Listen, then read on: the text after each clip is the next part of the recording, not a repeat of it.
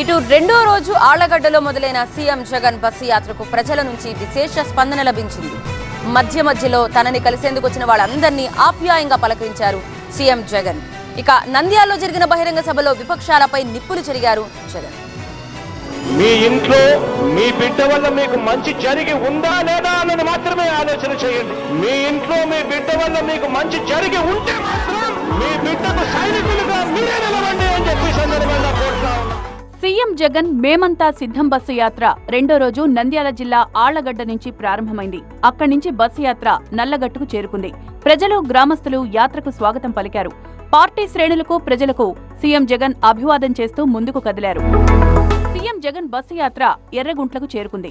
అక్కడ ప్రజలతో జరిగిన ముఖాముఖి కార్యక్రమంలో సీఎం జగన్ పాల్గొన్నారు.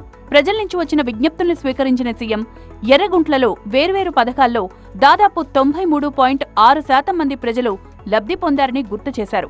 ఎక్కడా లంచాలు, వివక్ష లేకుండా పథకాలు అందజేస్తున్నామన్నారు.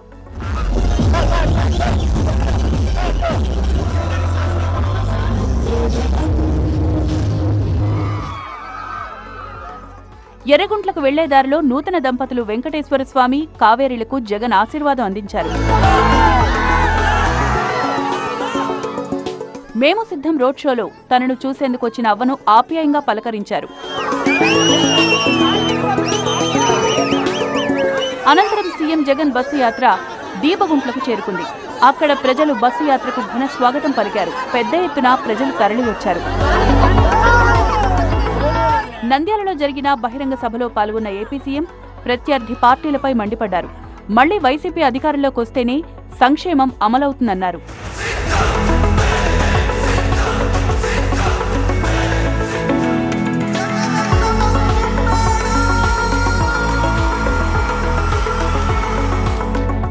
అక్కడి నుంచి బయలుదేరిన సీఎం జగన్ తన కోసం ఎదురుచూస్తోన్న పాణ్యంలోని ఇంజనీరింగ్ కాలేజీ విద్యార్థులకు అభివాదం చేశారు. శుక్రవారం సీఎం జగన్ బస్సు యాత్ర కర్నూలు జిల్లా పెంచకలపాడు నుంచి ప్రారంభమవుతుంది. అక్కడి నుంచి రామచంద్రాపురం, కోడుమూరు, హంద్రి, కైరవడి, గోనెగండ్ల మీదుగా రాళ్లదొడ్డి చేరుకుంటుంది. రాళ్లదొడ్డికి ముందు భోజన విరామం తీసుకుంటారు. అనంతరం కడిమెట్ల మీదుగా ఎమ్మిగనూరులోని వీవర్స్ కాలనీ సొసైటీ గ్రౌండ్ దగ్గర బహిరంగ సభలో సాయంత్రం పాల్గొంటారు సీఎం జగన్.